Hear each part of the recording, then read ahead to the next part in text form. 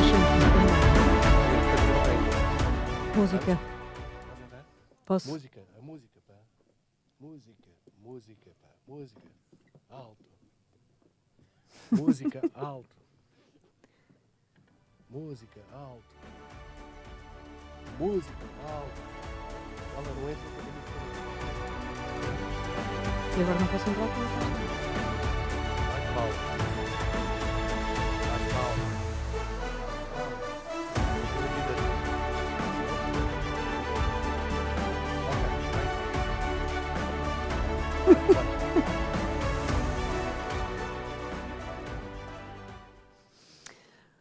Ora, durante décadas a Europa construiu uma economia assente sobretudo na banca, já vimos que isso pode passar a ser diferente, mas entretanto apareceu, como sabemos, uma transição energética, uma revolução digital que levou a uma crescente competição global.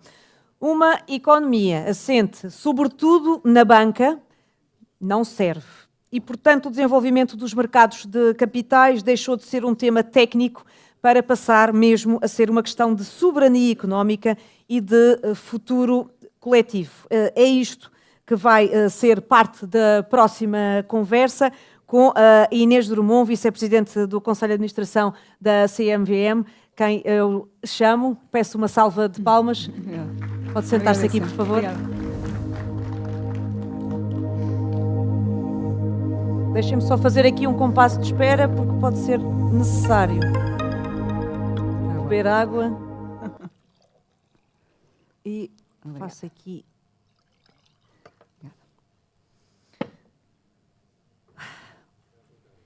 Ora, muito bem.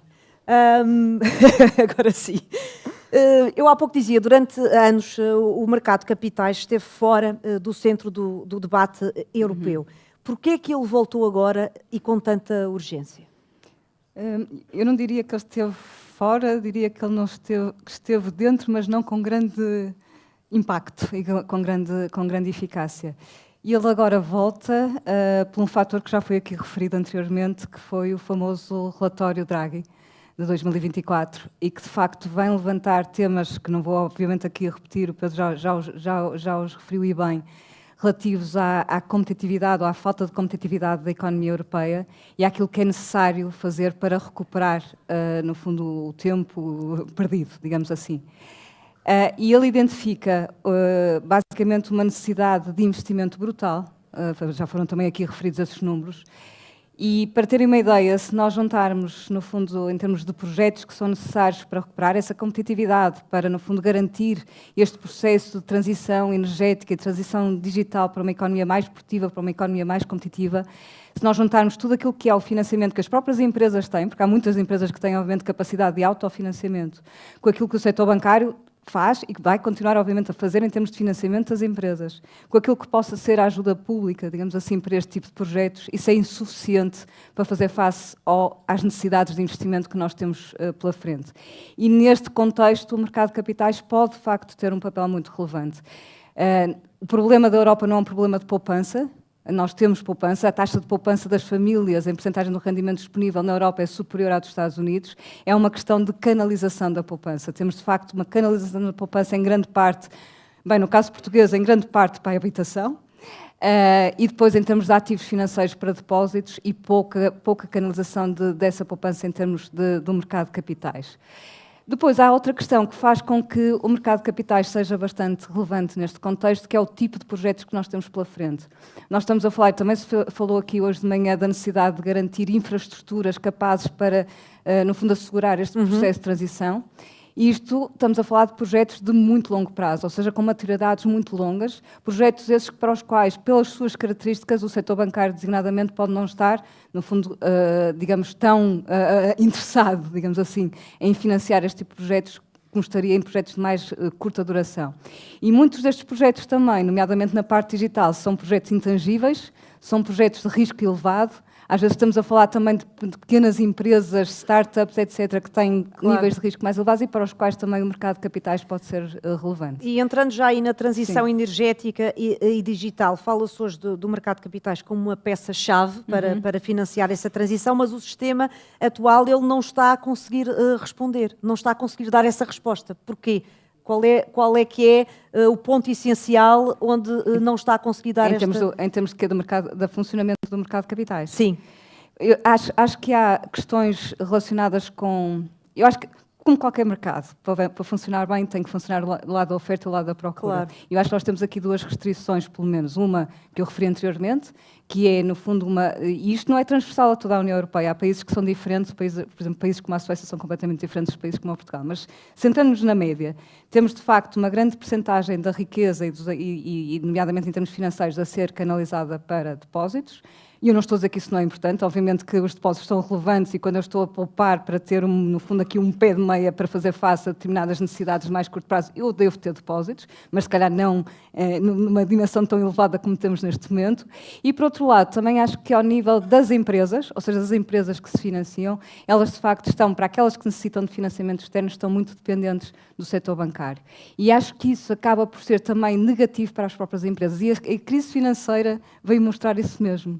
Ou seja, a crise financeira, que não foi assim há tanto tempo, e em particular a crise da dívida soberana, veio demonstrar que agentes económicos estão demasiado expostos a uma única fonte de financiamento, acabam por estar mais vulneráveis para fazer face a choques. Enquanto que empresas mais capitalizadas, que tenham estruturas de financiamento mais diversificadas, que no fundo possam, de forma mais simples, atuar em termos de substituibilidade das próprias fontes de financiamento, acabam por ser mais resilientes para fazer face a esses mesmos choques. E, portanto, estamos muito dependentes da banca, essa é uma realidade. Se nada mudar, qual é o risco para a competitividade europeia? Eu acho que o risco passa precisamente pela incapacidade de financiar aquilo que envolve todo este processo de transição para uma economia mais competitiva, para uma economia mais digital, para uma economia mais verde. E isso tira-nos força, Como...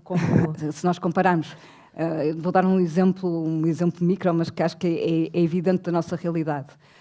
Quando nós falamos em mercado de capitais, estamos a falar de um conceito bastante abrangente. Muitas vezes associamos-lo à negociação de instrumentos financeiros, de ações, obrigações, obviamente que é relevante, mas inclui também a gestão de ativos, por exemplo, e em particular o capital de risco. O que nós observamos na Europa é que atualmente as empresas que são financiadas através do capital de risco, quando necessitam de crescer e de se internacionalizar, muitas delas vão para os Estados Unidos. Porque tem escala, porque tem investidores institucionais que, através do mercado de capitais, investem nessas empresas. E, portanto, há, de facto, aqui trabalho a fazer. Já aqui falámos da confiança. E essa confiança também depois mina tudo. A Comissão Europeia tem uma estratégia que foi apresentada, que é a Savings and Investment Union. O que é que tem corrido mal nas anteriores iniciativas e o que é que esta muda na prática face ao que foi tentado antes? Porque é que esta é diferente e nos deve dar esperança? A sua questão, no fundo, vai pegar naquilo que eu disse no início, ou seja, o mercado de capitais não esteve fora de cena, esteve dentro de uma forma pouco eficaz. E o que aconteceu? Portanto, em 2015 nós temos o primeiro plano, ainda na Comissão Juncker, de desenvolvimento da Capital Markets Union, portanto, a par, no fundo, da Banking Union, criar aqui um mercado de capitais mais integrado ao nível da União Europeia. Mas aquilo que me parece que faltou, bem, por um lado foi muito, digamos, muito parcelar. Há pouco, penso que foi o Paulo Portas que referiu que havia um princípio nos Estados Unidos, por um regulamento novo, retirava-se outro. A Capital Markets Union, desde 2015 até 2024, tivemos mais de 50 iniciativas legislativas e mais de 50 iniciativas não legislativas. Coisas muito parcelares e vistas como, no fundo, uma reforma do setor financeiro. O que eu acho que agora é diferente e que temos que, de facto, aproveitar é que, por um lado, não é uma mera reforma do setor financeiro, é uma reforma do setor financeiro no enquadramento que eu referi anteriormente e com o objetivo concreto de aumentar a competitividade da União Europeia, da economia europeia. E, por outro lado, acho que é um plano extremamente completo que abrange as várias áreas, ou seja, não é parcelar como os anteriores. Abrange os investidores, Ou seja, o mercado de capitais era aquilo que eu referi anteriormente, precisamos de procura e oferta, abrange os investidores, portanto temos pela primeira vez uma estratégia de literacia financeira, por exemplo, a nível europeu, para no fundo aumentar os níveis de literacia financeira dos investidores, medida importante, não única, nem pode ser no fundo uma desculpa para não fazermos outras coisas. Também, ainda do lado dos investidores, vem recomendar aos Estados-membros a criação das chamadas Savings and Investment Accounts, contas de poupança e investimento, que já existem noutros países, precisamente em países que têm mercados de capitais mais desenvolvidos. Mais uma vez, Suécia, com a regulação que a União Europeia já tem esse tipo de contas, Reino Unido, Estados Unidos, Dinamarca, numas variantes diferentes, França e Itália, e que trazem, no fundo, também os investidores para o mercado de capitais. São contas que têm que ser muito simples, flexíveis, normalmente com alguns incentivos fiscais associados. E traz também, nesta estratégia, e ainda do lado dos investidores, a relevância dos investidores institucionais, que eu referi anteriormente, ou seja, também trazer empresas de seguros, fundos de pensões para o mercado de capitais, coisa que na Europa não existe quando comparado aos mesmos níveis que existem nos Estados Unidos. Depois, para além da parte dos investidores, vem trabalhar num ponto também muito relevante e que à partida até parece distante do mercado de capitais, são os sistemas de pensões, ou seja, no fundo, chamar a atenção para desafios que nós temos significativos em termos do sistema atual de pensões, muito baseado no Pilar 1, nesse caso baseado na Segurança Social, e a necessidade de complementar com o chamado Pilar 2 e Pilar 3, ou seja... Portugal pode ser um bom case study. Esperemos que sim, esperemos que sim. E a vantagem, no fundo, a ligação destes planos de Pilar 2 e 3, ou seja, no fundo, a possibilidade de eu ter um plano de pensões associado à entidade onde eu trabalho, um plano de pensões individual, é que no fundo, as poupanças que eu afeto a esses planos são muitas vezes, ou em grande parte, afetas precisamente a instrumentos do mercado de capitais. E, portanto, também nessa via, países, por exemplo, como a Dinamarca e como a Holanda, é um bom exemplo também, são países onde estes sistemas estão bastante bem implementados. E depois tem um outro ponto, que também é muito relevante e talvez um pouco mais controverso, que tem a ver com a questão da maior, no fundo, da integração dos mercados de capitais. É um pacote legislativo que está agora a ser agora debatido e que vai, no fundo, trazer alterações, nomeadamente ao modelo de supervisão do mercado de capitais, à semelhança daquilo que ocorreu também ao nível do setor bancário com a Banking Union. Portanto, no fundo, promover aqui não só que a regulação seja a mesma em todos os Estados-membros, mas também que a aplicação dessa regulação seja também semelhante. E a Europa e os Estados-membros têm-se revelado tão difícil que depois consigam encontrar esse consenso entre os vários Estados. Inês, no contexto europeu, Portugal será um seguidor ou tem mesmo condições para assumir um papel relevante? Eu penso que condições têm. Condições e acho têm que de também... ser trabalhadas, têm de ser ajustadas? Eu acho que aquilo que a Europa nos vem, no fundo, eu até ia dizer oferecer ou demonstrar, são medidas bastante concretas. Eu não vou dizer que são pequenas medidas, mas são medidas concretas e bem definidas e bem delimitadas que já em outros países onde foram implementadas tiveram impacto. Muitas destas medidas, de facto, e todos os documentos que acompanham a apresentação de propostas ou de recomendações estão muito bem documentados no sentido de mostrar que este tipo de medidas já tiveram sucesso noutros países e, portanto, acho que isso devemos aproveitar, mas obviamente não depende apenas da CMVM, depende no fundo de uma vontade nacional, de uma estratégia nacional de desenvolvimento do mercado de capitais. Claro, a Inês já foi focando alguns, mas perguntava concretamente quais são os maiores e tipo de obstáculos? São regulatórios, são fiscais, são culturais, aqueles que continuam por resolver? Já falou aí da regulação? Sim, da regulação, muitas vezes aponta-se a regulação como uma restrição a muitas coisas, mas aquilo que também a realidade demonstra, e vou buscar de facto o caso sueco, que acho que é um caso exemplar, é que com a regulação que neste momento existe e que é aplicável de forma transversal à União Europeia, é possível ter situações diferenciadas. E, portanto, países como em Portugal caracterizam-se por aquilo que eu referi anteriormente, ou seja, uma grande parte das nossas poupanças alocadas em depósitos, uma grande fatia do nosso financiamento externo alocado ao setor bancário, mas se formos ver países onde, no fundo, fruto de uma estratégia nacional que já começou há bastante tempo, se conseguiu atingir um equilíbrio, eu diria, até mais saudável entre as diferentes formas de alocação de poupança e as diferentes formas de financiamento. O caso da Suécia é um bom exemplo, e onde também se fez, e portanto, passando tanto, ponto 1, com a regulação existente, é possível ter um steady state diferente. Ponto 2, a parte da fiscalidade é importante, em termos de incentivos, isso também tem vindo a ser demonstrado em várias situações e, portanto, por exemplo, aquele exemplo que eu dei há pouco das contas de poupança e investimento, e mais uma vez focando no caso sueco, aquilo que eles têm é uma conta que é muito simples e a fiscalidade não só é baixa, mas também é muito simples de tratar, ou seja, tem uma taxa, uma flat rate, que se aplica sobre o montante que eu tenho na conta e eu não tenho que me preocupar em declarar impostos, tudo é feito pelo intermediário financeiro, nem tenho que me preocupar no imposto sobre mais-valias, etc. Ou seja, é não só baixo, mas simples. E aí portanto, entramos no obstáculo, no tipo de obstáculo cultural. Portugal também tem que avançar aí. Sim, eu acho que aí há questões que demoram mais tempo, no fundo, a serem ultrapassadas. Ligado com a cultura à questão da literacia financeira. Claro. E a literacia financeira aplica-se não só, ou a falta de literacia, ou as restrições que existem ao nível da literacia financeira aplicam-se não só do lado dos investidores, mas também de quem se financia no mercado. Mas também acho que há aqui um ponto muito relevante. Por isso é que eu há pouco dizia que a literacia financeira é importante, mas não deve ser uma desculpa para para tomarmos outras medidas. É que se eu aprender conceitos muito abstratos, mas na realidade não os aplicar, eu rapidamente me esqueço daquilo que aprendi. Desliga. E, portanto, um ponto muito relevante é estimularmos o contacto com o setor financeiro, estimularmos o contacto com o mercado de capitais.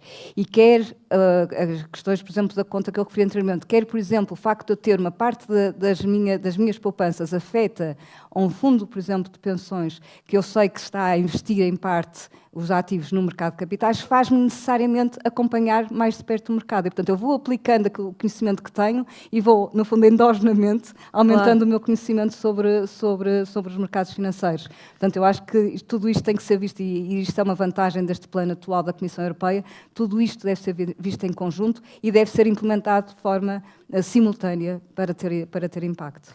Queremos muito ouvi-la sobre tokenização de ativos, finanças descentralizadas, criptoativos, já estivemos aqui há pouco a falar sobre a tokenização. É, Inês, uma oportunidade transformadora ou ainda um risco difícil de controlar? É uma oportunidade que tem, como em tudo na vida, prós e contras. Vai dizer que prós e contras, não é? Exato. Ou seja, é uma oportunidade que tem riscos ou que pode amplificar alguns dos riscos existentes. Eu acho que quer dizer, a tecnologia, as novas tecnologias aplicadas ao setor financeiro têm vantagens enormes. Aliás, basta ver que eu muito facilmente neste momento tenho acesso ao mercado de capitais, coisa que não acontecia no passado. Claro. Não é? E, portanto, isso é fruto precisamente de toda a revolução tecnológica que se aplica e bem ao setor financeiro. Tenho exemplos concretos, como aquele que foi dado aqui, da possibilidade de termos, no fundo, plataformas ou infraestruturas de mercado para negociação e liquidação de instrumentos financeiros e que podem, de facto, ter aqui vantagens em termos de rapidez, em termos de custos, em termos, no fundo, de ter menos players, menos intermediação entre aquilo que é a minha vontade de comprar e vender e a realização dessa minha vontade. Tenho também muito, e a apresentação anterior ficou também sobre esses temas, muito a ganhar com a utilização, nomeadamente de inteligência artificial aplicada ao mercado de capitais, nas várias vertentes. E por exemplo, muita da negociação e muitas das ofertas que são colocadas em mercado neste momento são feitas por algoritmos, a chamada negociação algorítmica. E agora que, no fundo, bebe ou vem beneficiar precisamente da inteligência artificial, porque a calibração destes modelos, destes algoritmos, no fundo, é otimizada com este tipo de tecnologias e, portanto, torná-los ainda mais eficazes e mais... com alguns riscos que já lá vamos. Mas é isso, eu queria entrar nos riscos, esses riscos. Mas há coisas positivas. Eu já disse muitas. O supervisor não fala só... É verdade, é verdade. Sim, mas só um outro ponto e vamos já aos riscos. Um outro ponto que também me parece que é muito interessante é ao nível da utilização da inteligência artificial, é na parte da gestão de ativos, nomeadamente em termos de definição de estratégias de investimento. E é engraçado que cada vez temos, por exemplo, mais fundos de investimento que publicitam a utilização da inteligência artificial precisamente para numa questão de estratégia de investimento. E há um estudo também interessante que nota ou que vem demonstrar que em termos de rentabilidade ainda não temos, ou não sei se não teremos, ou se iremos ter, taxas de rentabilidade superiores para estes fundos quando comparados com os outros. Eles estão mais ou menos na média dos outros fundos. Riscos, vamos lá aos riscos. Bem, tecnologia traz-nos sempre o risco da cibersegurança. Não é? Portanto, obviamente que quanto mais estivermos dependentes de tecnologia, maior será o risco associado à cibersegurança e esses são brutais, eu diria. E, portanto, daí todas as iniciativas que têm sido levadas a cabo, quer a nível regulatório, quer a nível de supervisão, para mitigar, para evitar, se possível, ou pelo menos para mitigar o impacto da materialização desses riscos. Depois temos questões relacionadas com dados. Todas estas tecnologias dependem muito dos dados que são utilizados para as alimentar, e se não forem dados de qualidade, provavelmente podemos ter tomada de decisão quase que automática também, que pode não ser a mais correta. Portanto, é muito relevante, no fundo, garantir que estes modelos são alimentados com dados de qualidade. Terceiro ponto, que é muito relevante neste contexto, a explicabilidade. Ou seja, a partir do momento em que eu posso ter, por exemplo, decisões de investimento, quando tenho, por exemplo, uma gestão de carteiras por conta do outrem, um intermediário financeiro em que utiliza, por exemplo, um robo-advising, que já existe, alimentado pela inteligência artificial, que tem a capacidade de tomada de decisão por conta do cliente relativamente aos investimentos que vai fazer. É muito relevante não só os dados que está a utilizar para alimentar a tomada de decisão, e segundo, saber explicar como é que aquela decisão foi tomada. Não é? Ou seja, não ser uma black box em que basicamente eu digo que compro ativo A, B ou C, vendo D e X, mas sem explicar porque é que eu faço isso. Portanto, é muito relevante também este ponto. E vou terminar com o último, que é para nós uma grande preocupação, que é a questão da fraude. Ou seja, a tecnologia, infelizmente, não é só utilizada para bons propósitos, não é? E, de facto, a atividade ilícita, digamos assim, alimentada por estas novas tecnologias, é bastante desafiante, porque torna-se muito mais difícil de identificar aquilo que, de facto, é lícito, da atividade que é não autorizada mesmo. Inês, em 30 segundos vou mesmo apelar ao seu poder de síntese, mas acho que é uma pergunta interessante para ouvir a sua resposta, é se a Europa pode liderar neste campo de tecnologia ligada ao mercado de capitais ou vai mesmo ficar para trás em relação aos Estados Unidos e à Ásia? Não, eu acho que a Europa não pode ficar para trás.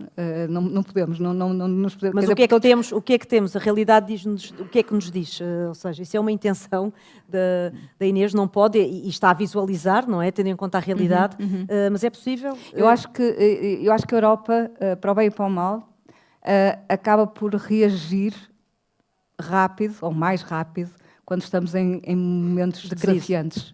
Não é? Foi assim, por exemplo, e pegando obviamente só no tema do setor financeiro, foi assim com a Banking Union. Quer dizer, era impensável, se não tivéssemos tido uma crise financeira como a que tivemos, termos um supervisor único a nível da área do euro, o SSM, termos um mecanismo de resolução única. Infelizmente, a Banking Union ainda não está completa e falta um pilar bastante importante que tem a ver com os sistemas de garantia de depósitos. Mas neste momento nós temos desafios brutais e acho que é a altura de aproveitarmos, de facto, agora na perspectiva do mercado de capitais, fazer face a esses desafios com um mercado de capitais bastante mais desenvolvido que aquilo que temos agora. Nós não nos podemos dar ao luxo de não aproveitar esta oportunidade. Que isso aconteça sem mais uma crise. Exato, por favor. Exatamente. Eu também não quero. Está terminada a nossa conversa. Dizer-vos que vamos fazer pausa para almoço. Regressamos às 14h45. Até já.